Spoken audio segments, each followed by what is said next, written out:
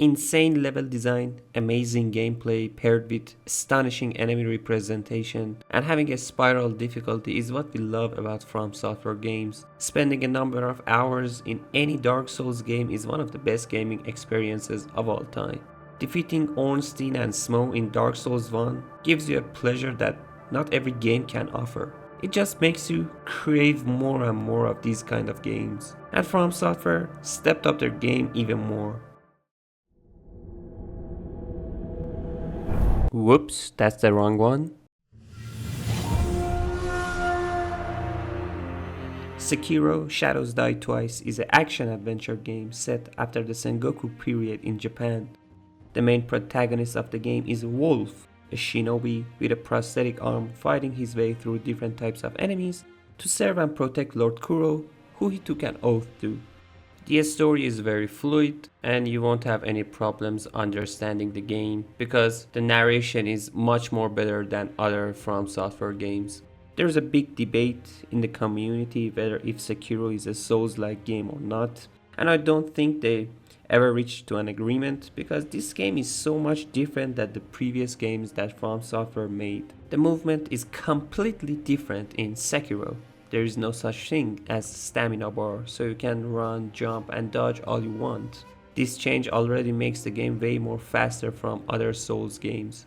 The combat mechanic in this game is what makes it special. Your main source of defense is deflecting enemy attacks within a small time window. This negates all damage from most attacks and builds up both yours and enemy's posture bar. Posture bar fills up every time you are deflecting and blocking an attack. When your posture bar fills up, you will get staggered and won't be able to defend for a brief period. If you get hit while staggered, it deals significantly more damage. By contrast, if enemies reach their posture threshold, you can perform a death blow and kill them. In a fight, you usually try to fill up their posture bar by attacking and deflecting to make it easier to perform a death blow. Some enemies and bosses perform something called Perilous Attack. A red kanji sign will appear above Sekiro's head, indicating that the enemy is performing a perilous attack. These attacks cannot be deflected, and there are some certain skills in the game that will help you deal with them. There are 4 different types of perilous attacks in the game. The first one is the classic grab attack, which you can dodge or sidestep pretty easily.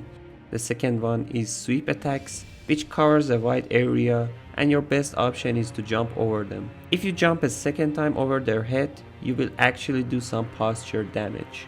Thrust attacks, which is another kind of perilous attack that you can use it to your advantage by performing a Mikiri counter to deal a lot of posture damage to the enemy. The last one is lightning attacks, which will both stuns you and deals a great amount of damage. You can easily do a lightning reversal by jumping in the air, catching the lightning and pressing the attack button before you reach the ground. As you can see, you can use these attacks to your advantage by being cool, calm and collected. In Souls games, when you kill a mob, it will grant you some souls that you will use to upgrade your character or use to upgrade your weapons and buy different items. There's no such thing as soul in Sekiro. When you kill an enemy, you gain some sen and some experience. Sen is the currency of the game, which you can purchase different items from the shop or upgrade your Sekiro prosthetic. By obtaining enough experience, you will gain skill points and you can spend those on your different skill trees. In Sekiro, there is no such thing as upgrading your weapon to further levels. Instead, when you defeat a boss, you will get their memory and you can use it to increase your attack power. There are also prayer beads, which you can find in some parts of the map or obtain after defeating some mini bosses. Every 4 prayer bead can be used to upgrade your max HP and posture. Shinobi prosthetics add a different variety of tools to your arsenal which you can use in the fight. Since there is no other weapon in the game, there's not much variety in the combat except combat arts and shinobi prosthetics. It forces you to actually get good in the game. People in community call Sekiro hardest From Software game to learn but easiest to master. Boss design is exceptional and it has the best bosses between the Soulsborne games. Every boss teaches you a lot about the combat mechanics in the game and forces you to be better. It's a very enjoyable experience and I myself had my best gaming moments defeating these bosses. Now people argue that Sekiro is the best From Software game, and to be honest, everyone is entitled to their own opinion. But I think every Souls game is special in its own way. Whether it's Dark Souls 1 and its special map design, or Elden Ring and its most immersive experience. But the replay value in Sekiro is so much higher because you want to get better.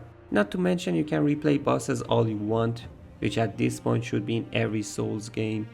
I can't praise the combat system enough. Hopefully both From Software and other studios try to implement this mechanic in their games. Look at what Lies of P did, even though they tapped into it slightly.